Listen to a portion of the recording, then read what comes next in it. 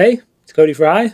Today we're going to go through my song You're Gonna Be Okay, give it a little song breakdown, talk through some of the production techniques. So this song is about the first time I ever had a panic attack. Super fun topic for a song. And yeah, it's happened in an Idaho Falls airport bathroom. It's a crazy time. It was like right before the pandemic began. I was on the road and everything ended up being fine because I had people around me who were experienced with this stuff and everything is okay. But what I basically wanted to create was a song where I got to tell the story of that in the verses and then have these sort of like angels in the choruses, just sort of like speaking this really encouraging mantra to me. It's like what I wish I had had at the time. And so luckily we found actual angels, Voces 8, who's an amazing singing group based in London. And we went there and I got to record with them and they got to sing these choir parts that just really make the track. So let's go through everything and see how we put it together. So right off the bat, I should note that this is the demo percussion. We had an amazing drummer named Aaron Sterling play actual percussion stuff on it, and that's what ended up on the final record. But in this Pro Tools file, we're just going to have the demo percussion. The piano on this track is, I believe, the free Labs piano from Spitfire Audio. Oh yeah.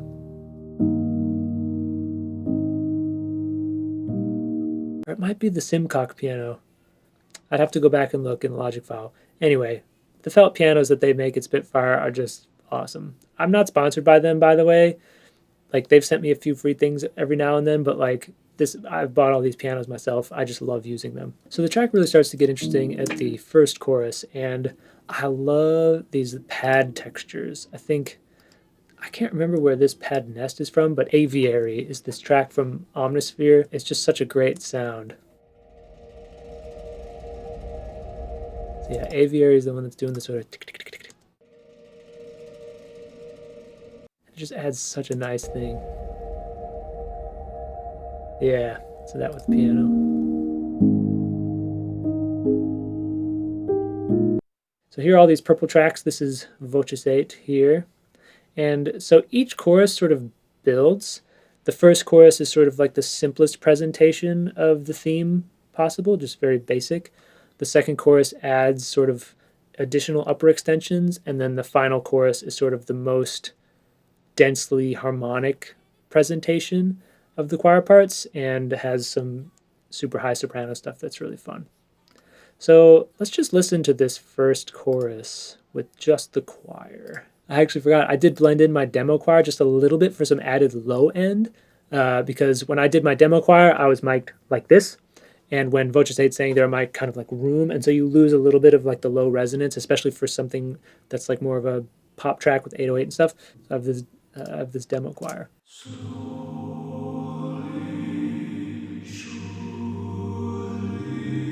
So it's all me, which is fun, especially when you get to the very end when I sing the high soprano parts.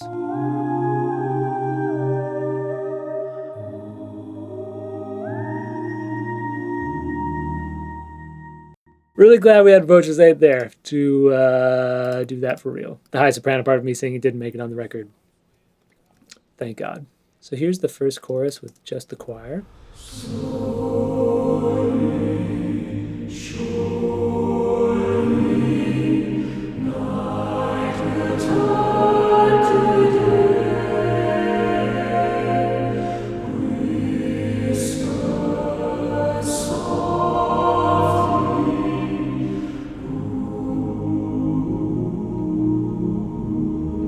Ooh, that low E flat. Love that. They're so great. So that's the first presentation. And then you'll hear in this presentation, it begins simple and then sort of adds some upper extensions.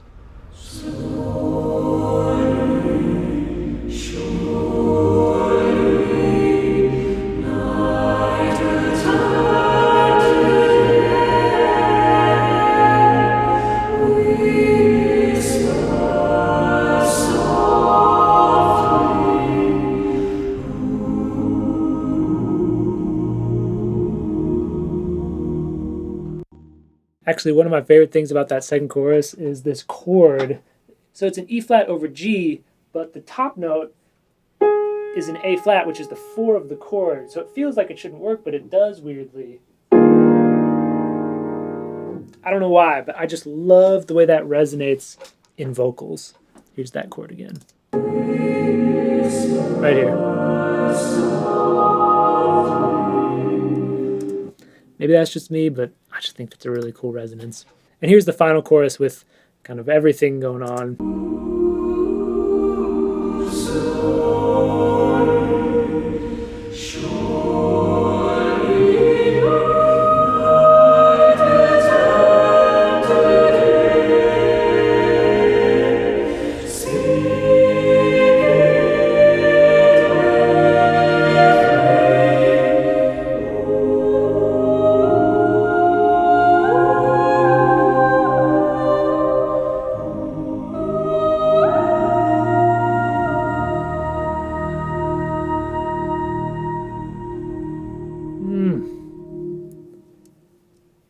I get chills listening to that. It's just, they are so good. Yeah, it's just an incredible blend, and you can tell that they sing together all the time. It was such a joy to just stand there in that room and be able to hear them sing it. It was like the recording studio was like this old church, and the reverb was great. It just, yeah. Truly, it was one of my favorite parts of recording the album, was getting to hear this come together. As you can see, we actually had them stack it, so it's 8 singers, but we stacked it 3 times, just to make sure it's like nice and wide. So now that we've done all the vocal stuff, let's actually turn to the strings, because there's a couple things about this string arrangement that I really like. Basically, it's because I split the string ensemble. There was about 35 strings for this recording session, and I said, okay, for this, we're going to have just the front desks play certain parts, and then everyone else is going to play different parts. So the front desks, so that's basically 2 players per part except for the contrabass. It's like the first 2 people share a stand. It's called a desk. I don't know why. And so they basically played like the basic chords. So like here's the second chorus.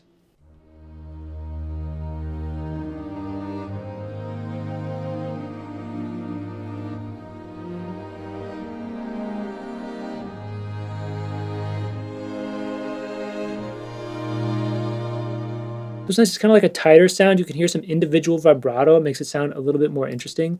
And then everyone else was playing these like quasi-aleatoric parts.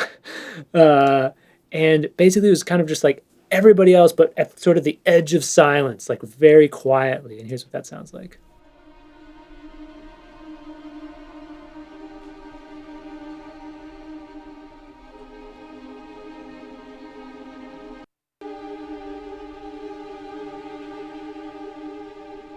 So, and then when you put that together, it just has like, it just gives everything kind of a shimmer, which I just think is really neat.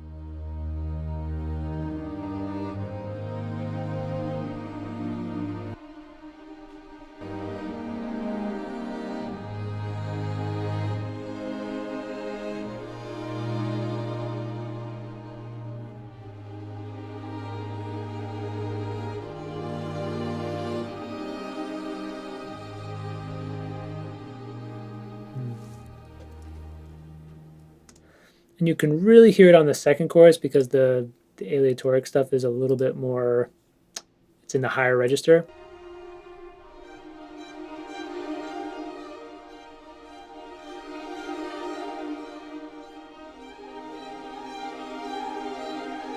It's just like really quiet, just gives it a little shimmer. Here's with the other pass.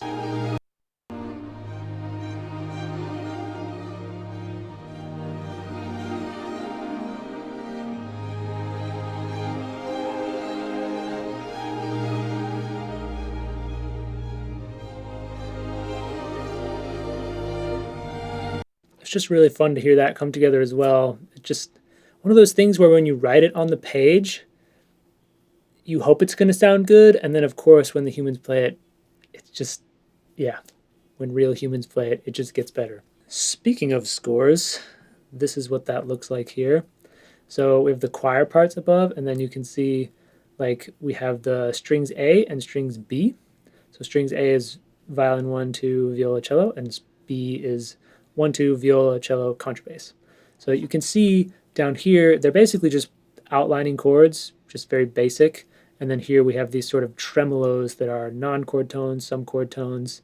And then for the final chorus, we get these nice sort of like, I think they're called sextuplets. And they're just kind of, they feel a little bit out of time, just sort of like they're playing them freely, even though it is technically written out. So it's not aleatoric really, but that's why it's quasi-aleatoric. And the last little texture that I really like on this track is the piano shimmers. Well, the main piano is MIDI. I did these sort of secondary piano things where I just sort of like played really fast on the piano and then put a ton of reverb on it. It sounds like this.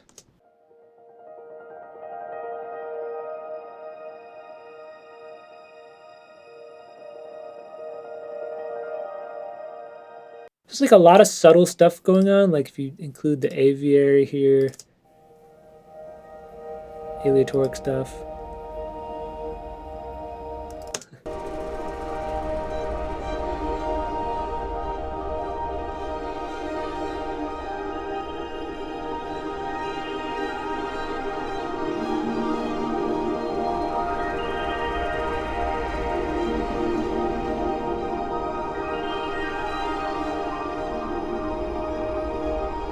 Just like, where are we?